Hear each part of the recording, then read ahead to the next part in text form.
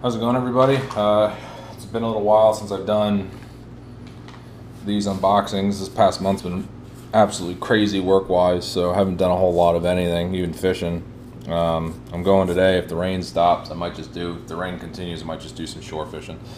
But this is the Lucky Tackle box for the month of May. I haven't been able to do any challenges yet because I've just been way too damn busy. But June frees up for me a little bit, so if not this box, definitely the June boxes.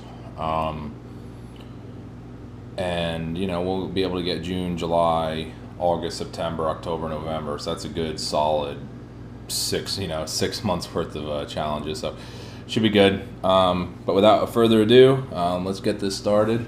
And this is the Lucky Tackle box for the month of May. First things first, got our card. Just got lucky. The value of this box today is $33.46. So we start looking. First thing we got, I've actually peeked through these already. There's a live target, Copper's live target walking frog. I actually own one of these, and I like them. They work pretty well. Just your standard walk the dog bait.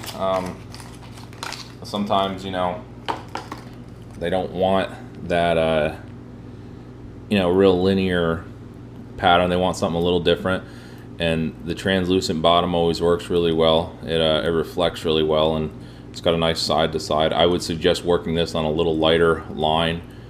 I've used it on braid and it doesn't walk as well as I'd like it to. I would probably throw it on mono, but great little bait. It's got a nice little rattle in it, and I've used these before and they work. Alrighty, next we got a 5-hour energy. It's different. Next we have Mustad.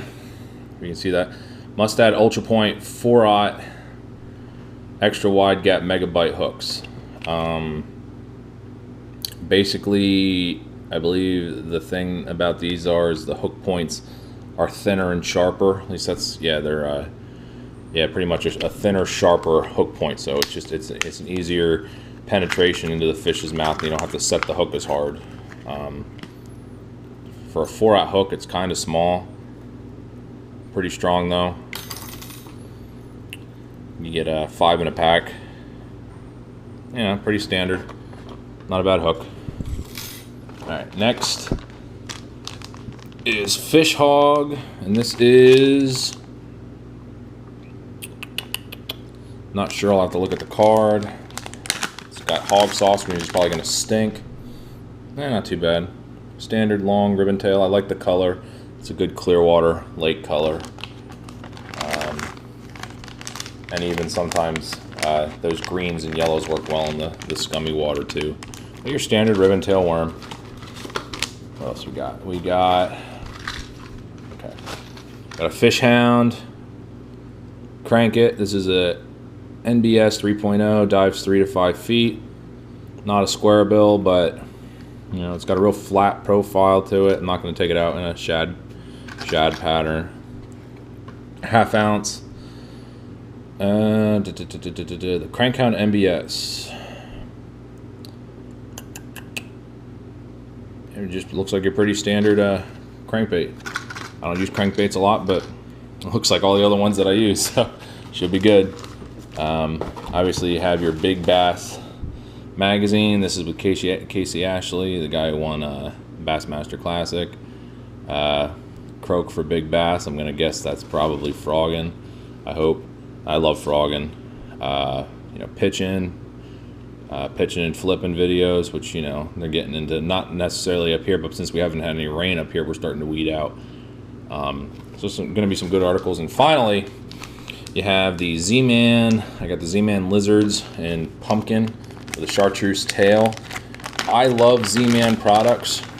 2 things I'd like to share about these. If you've never used them, 1, they stretch for days. They are extremely destruction resistant. They don't break.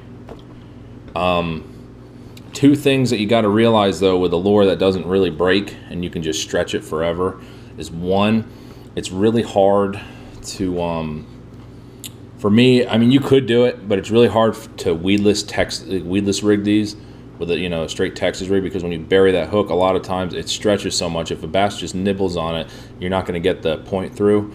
So let me see if I can do this for you right now, actually.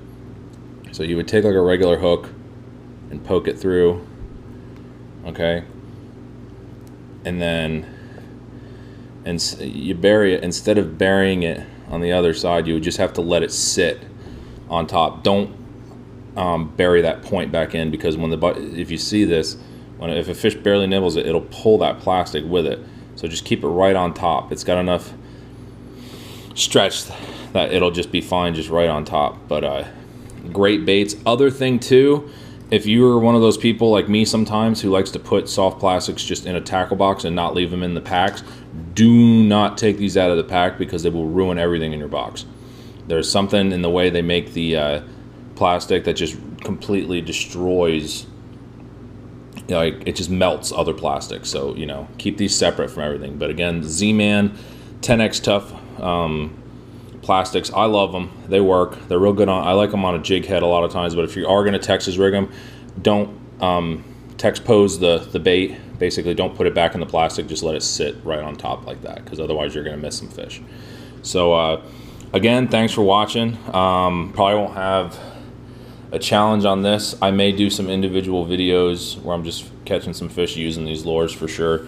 And like I said, June and on, I free up a little bit for fishing for me, so be able to do some actual challenge videos where I won't even unbox them here. I'll unbox them in my boat, so that I can't have a heads up on what's in there. But thanks again for watching, and have a good one.